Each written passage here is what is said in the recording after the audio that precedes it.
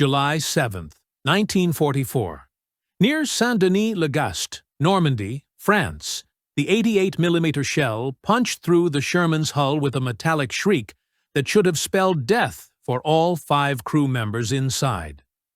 A Panther gunner from the 2nd SS Panzer Division, Das Reich, watched through his sight, waiting for the inevitable eruption of flames that always followed a successful penetration.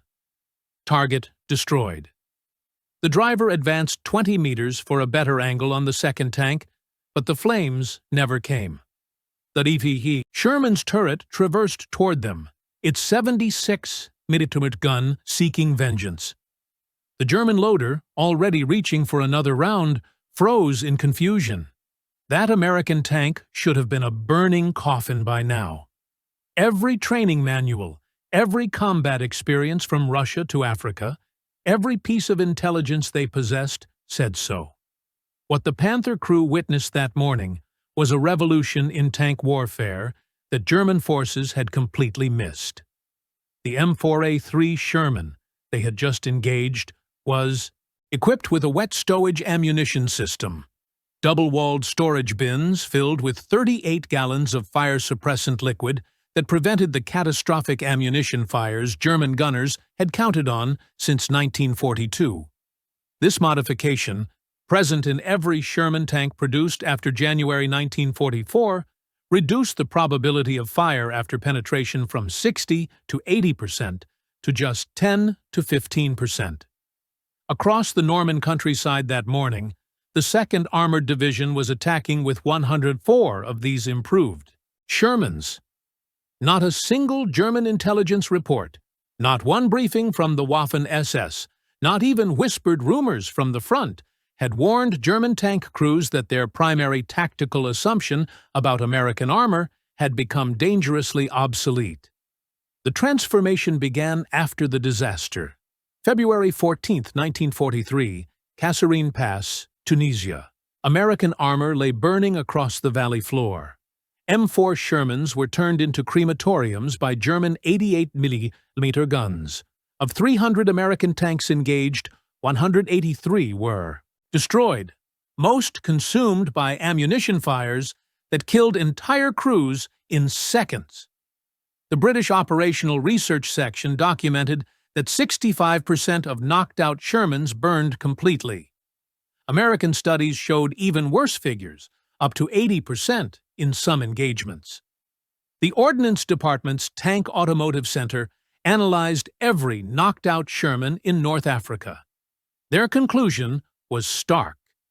Ammunition propellant, not gasoline, caused most fires. The more than 70 rounds stored in open T's. Racks throughout the fighting compartment became instant incendiaries when struck by hot steel fragments. The solution emerged through iterative design.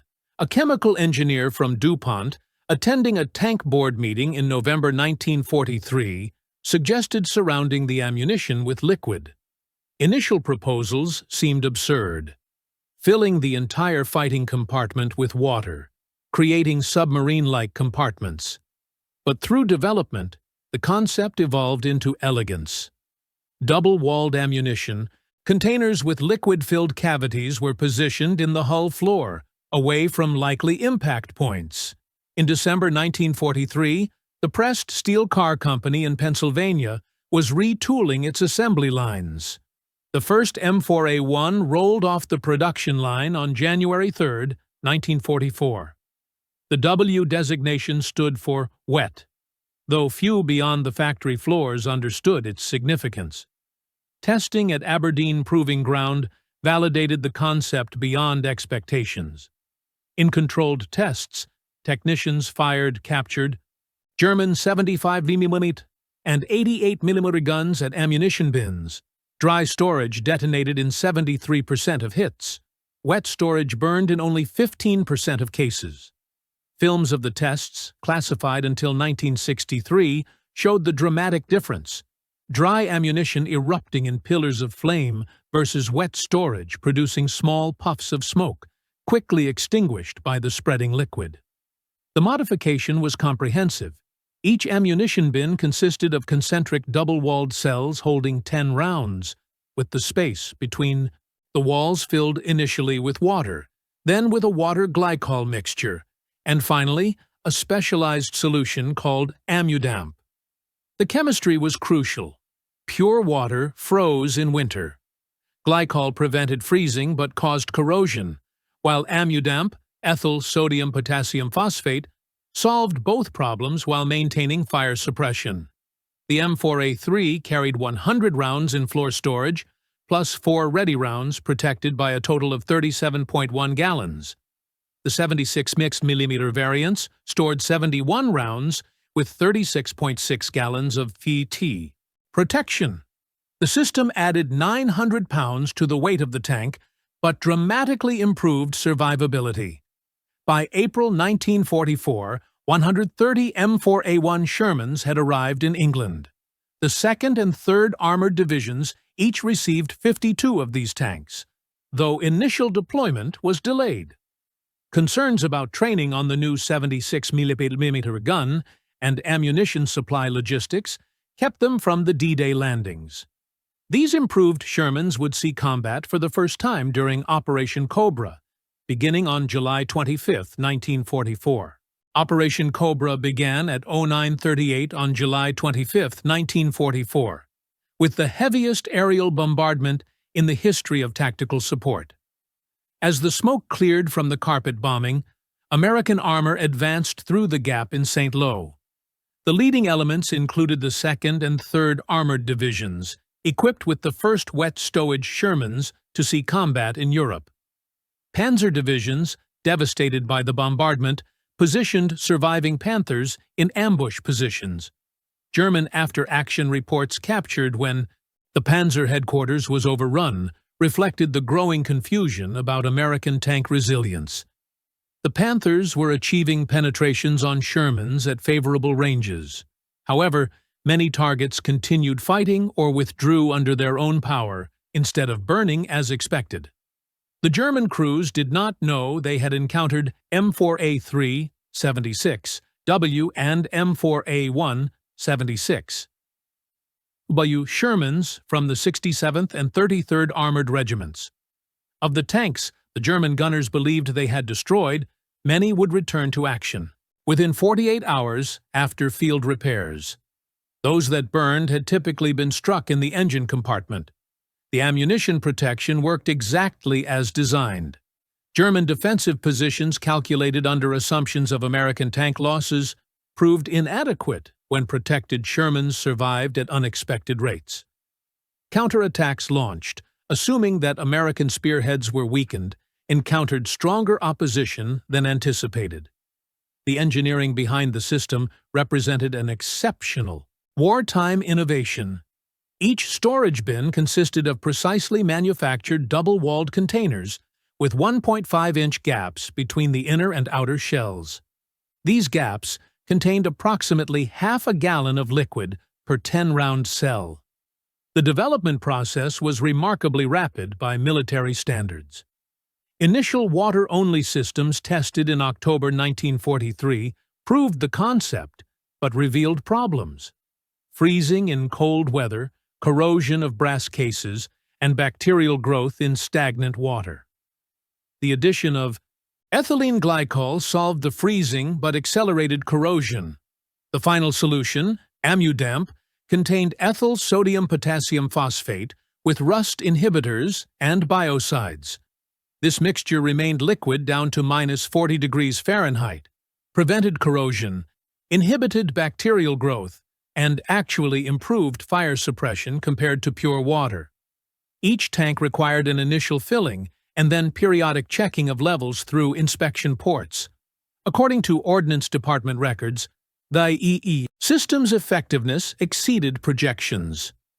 When shell fragments penetrated the box, the liquid would flood the area, soaking any exposed propellant before it could ignite. Even if part of the propellant caught fire, the liquid would prevent it from spreading to other rounds. Tanks went from total loss to minor damage with this single modification. At the Kummersdorf Proving Ground, German technical intelligence was conducting analyses of American armor using specimens captured in Tunisia, before the existence of wet stowage. The evaluation focused on M4A1 tanks from the 1st Armored Division captured at Sidi Bou Zid in February 1943. German technical reports meticulously documented every aspect of the Sherman's design: armor composition, engine performance, transmission characteristics, and ammunition storage. Intelligence bulletins distributed to panzer units contained detailed drawings of ammunition rack placement in the sponsons above the track level, with recommendations to target these areas for maximum effect. This intelligence, distributed as doctrine to all panzer units, became standard for German tank crews. Gunnery schools from Putlos to Paderborn taught students to aim for the Sherman's sponsons. Range cards issued to anti-tank units highlighted these areas in red.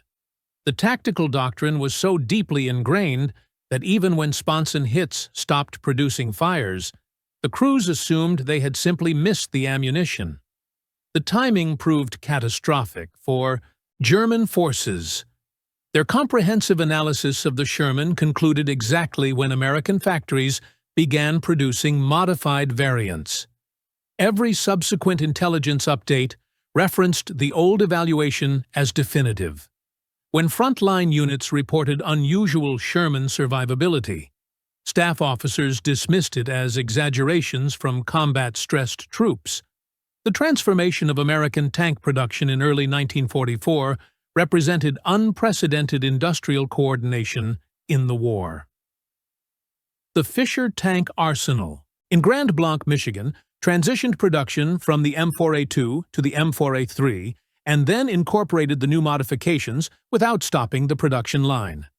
Between February 1944 and March 1945, Fisher produced 3,071 M4A3 Z75W tanks. The hull floors required a complete redesign to accommodate the ammunition boxes below the turret basket.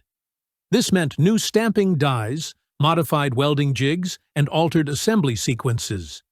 The partial turret basket, replacing the full rotating floor to allow access to the ammunition in the hull, required the redesign of the entire turret rotation mechanism. Hydraulic lines, electrical cables, and control linkages had to be rerouted around the new ammunition positions. The Pressed Steel Car Company in Pennsylvania achieved similar production milestones. Starting production of the M4A1-76W in January 1944, they manufactured 3,126 units until July 1945. They had to integrate the ammunition system with the new 76mm gun installation, a larger weapon that required turret modifications, different ammunition, and balanced weight redistribution.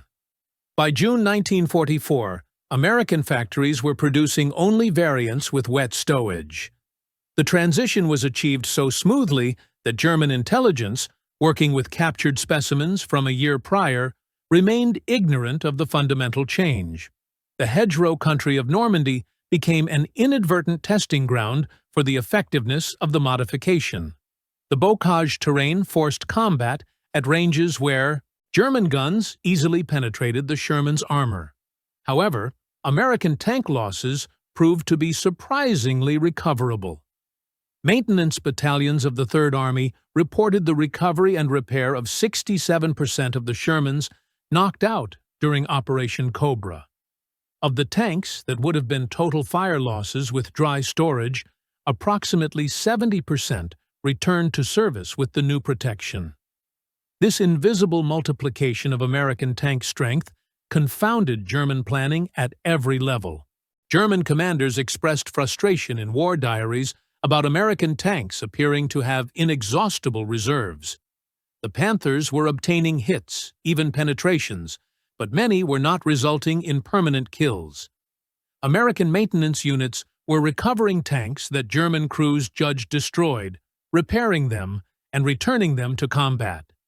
The mathematical model the German staff used to calculate enemy strength based on permanent losses from ammunition fires no longer functioned. Major E. General Morris Rose's 3rd Armored Division spearheaded the assault with approximately 200 improved Shermans. In 7 days of intense combat, the division advanced 100 miles, fought dozens of engagements, and maintained operational momentum despite German counterattacks specifically designed to destroy American armor. The German response, Operation Lüttich, the Mortain counteroffensive, was launched on August 7th with 4 panzer divisions aimed at cutting off American spearheads. The plan assumed that American armored units would be exhausted and depleted after their rapid advance. German intelligence estimated American tank strength at 60% of the actual numbers, ignoring the recovered and repaired Shermans that the modification had saved. The resistance of the 30th Infantry Division in Mortain, supported by tank battalions equipped with modified Shermans, shattered German offensive power. The 743rd Tank Battalion absorbed repeated attacks by SS and Wehrmacht panzer units. Despite suffering numerous penetrations, the battalion maintained cohesion and combat effectiveness throughout the 6-day battle. The Battle of Arcourt in September 1944 provided history's clearest demonstration of the new reality. When the 113th Panzer Brigade attacked American positions on September 19th, they expected to achieve tactical surprise and destroy American armor through superior German gunnery. The initial German attack achieved numerous hits on Shermans of the 4th Armored Division. Panthers and Panzer IVs reported multiple penetrations on American tanks at favorable ranges, but the American response defied expectations. Instead of withdrawing with heavy losses, the 4th Armored counterattacked with unexpected strength. The statistics tell the story. The 4th Armored Division suffered 151 Sherman losses during the Arcourt battles, but of these, only 41 were complete write-offs. The remaining 110 were repaired and returned to service, most within a week. German intelligence, counting all 141 as permanent losses, calculated that the 4th Armored should have been combat ineffective. Instead, it maintained offensive operations throughout. General Patton's initial skepticism about 76 mm Shermans reversed after Arcourt. The Third Army subsequently accepted only wet stowage variants armed with 76 cm guns, recognizing that improved firepower plus enhanced survivability created superior combat capability. As the autumn of 1944 progressed, the second generation of improved Shermans entered combat. The M4A3E8 Easy 8 incorporated lessons learned, improved suspension, wider tracks for better mobility despite the added weight, and refined ammunition storage with better crew access. These tanks began reaching frontline units in October 1944. The specialized assault variant, the M4A3E2 Jumbo, incorporated wet stowage from initial production starting in June 1944. With frontal armor reaching 4 inches and turret armor up to 6 inches, the EA Jumbo could absorb tremendous punishment. Combined with ammunition protection, these tanks achieved survival rates that bewildered German observers. In November 1944, the First Army mobilized 105 M4A3E2s across various tank battalions. The Third Army had 90 jumbos in 6 battalions. These tanks spearheaded assaults on fortified positions, absorbing punishment that would have destroyed entire companies of earlier Shermans. Operation Watch on Rhine, Germany's last desperate offensive in the West, launched on December 16, 1944, was based on flawed intelligence regarding American armored capabilities. German planning assumed that American tank losses would follow patterns established in 1943. The offensive's success depended on the rapid destruction of American armored reserves. German planners calculated that concentrated panzer attacks would eliminate American tank units piecemeal. These calculations assumed traditional Sherman vulnerability. When protected, Shermans survived at unexpected rates. The operational timeline collapsed. SS Obersturmbannführer Joachim Peiper, leading the spearhead of the 1st SS Panzer Division, encountered this reality near Stoumont on December 19th.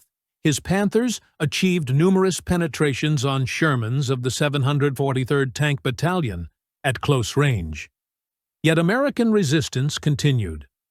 In post-war interrogations, Peiper expressed frustration at American tanks continuing to fight after taking hits that should have destroyed them. The 761st Tank Battalion, the African-American Black Panthers, demonstrated these advantages throughout their 183 days of continuous combat, including the Ardennes fighting.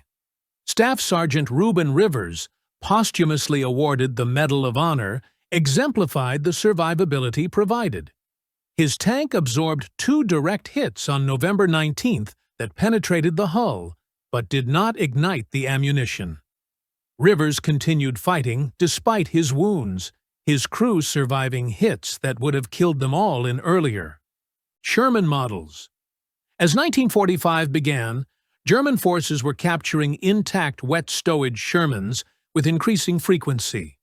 Operation Nordwind resulted in the capture of several M4A3 75WW tanks from the 43rd Tank Battalion near Herlisheim. In January, German crews operated these captured vehicles for several days without recognizing the significance of the liquid-filled ammunition containers. The Technical Intelligence Branch of the Waffen-SS had effectively ceased functioning by early 1945. The few technical specialists still working focused on desperate wonder weapon projects rather than analyzing enemy equipment. Even if frontline troops had recognized the modification's significance, no mechanism existed to process and disseminate this intelligence. The U.S. Army's Operations Research Office, in its post-war study ORO T-117, documented the transformation. Pre-modification Shermans burned in 60 to 80% of penetrating hits. Wet stowage variants burned in only 10 to 15% of cases. This reduction multiplied American armored effectiveness invisibly. A tank battalion with 50 Shermans suffering 30 penetrating hits would have lost 18 to 24 tanks to fire with dry storage. With wet stowage, only 3 to 5 would burn, leaving 25 to 27 repairable. The battalion maintains combat effectiveness instead of requiring a complete reconstitution. Across the European theater, this mathematical advantage accumulated strategically. Conservative estimates suggest the modification prevented burning in at least 1,000 tanks, representing 5,000 trained crew members saved and dozens of battalions maintaining combat effectiveness. German planning never incorporated these realities. Every operational plan used obsolete data regarding Sherman vulnerability. This systematic error, repeated across thousands of engagements, contributed directly to the German defeat. Post-war interrogations and memoirs confirm the intelligence gap. Not a single German account from the war years mentions recognition of this modification. Otto Carius, who destroyed over 150 enemy tanks, wrote extensively about combat against Shermans in Tigers in the Mud, without mentioning unusual fire resistance. Ernst Bachmann's account of his famous stand never mentions surprise at Sherman's surviving hits. Unit histories compiled by veteran associations provide additional evidence. Histories of the Panzer Lehr, the 2nd SS Panzer, and the 116th Panzer Division contain no recognition of improved Sherman survivability. These are not official histories subject to censorship, but private recollections among comrades. The wet stowage intelligence failure represents one of the most complete intelligence breakdowns in modern warfare. Multiple factors created this blind spot. The German technical evaluation of Sherman tanks occurred using specimens captured before the modification existed. By the time wet stowage Shermans entered combat, German forces had shifted to defensive operations with limited opportunity for systematic technical intelligence collection. Organizational dysfunction prevented field observations from reaching analysts. German technical intelligence was divided among multiple competing agencies with poor information sharing. Resource constraints meant captured vehicles went immediately into service rather than evaluation. Cultural factors, including overconfidence in German technical superiority, reduced the perceived need for detailed enemy equipment analysis. The modification's invisibility proved crucial. It did not change the Sherman's appearance, did not require new tactics, and did not announce its presence. German intelligence, looking for dramatic changes, missed the subtle revolution occurring inside American tanks. The wet stowage story offers enduring lessons. Technical intelligence requires continuous updating. The enemy studied yesterday may not be the enemy faced today. Innovations need not be revolutionary to be decisive. Evolutionary. Improvements solving specific problems can prove more valuable than dramatic redesigns. For military engineers, the modification exemplifies an effective design philosophy. Identify the specific problem, develop a practical solution, and implement it across production. A modification that can be deployed immediately may trump a perfect solution requiring years of development. Intelligence services see cautionary lessons about analytical blind spots. An enemy capability that seems impossible may be the one that proves decisive in warfare, where information equals ammunition. Intelligence failure proves as deadly as mechanical failure. The Sherman tank wet stowage ammunition system reduced the probability of catastrophic fire by 75% and saved thousands of Allied lives. Yet its greatest success was remaining undetected by German forces throughout World War II's crucial final year. From its introduction in January 1944 through the war's end in May 1945, every major American armored operation employed substantial numbers of improved Shermans. German forces encountered them from Operation Cobra through the Reich's final defense, capturing and operating hundreds without recognizing their fundamental improvement. American engineers designed the system to save lives, not to deceive enemies. Yet, its invisibility to German intelligence multiplied its effectiveness beyond calculation. The modification validated American design philosophy. Practical solutions, implemented quickly, proved superior to the German pursuit of technical perfection. History records wet stowage as a crucial technical improvement that helped win World War II. More accurately, it should be remembered as the modification that won by remaining hidden, achieving victory through enemy ignorance as much as through American engineering. German tank crews fought the wrong enemy with obsolete tactics based on faulty assumptions and lost. The modification did not just save American lives, it shortened the war by maintaining American armored strength at levels that accelerated the German defeat. In this hidden advantage multiplied across 1,000 battles, we find one of World War II's most remarkable yet unknown stories. A simple modification that changed everything while remaining invisible to those who most needed to see it.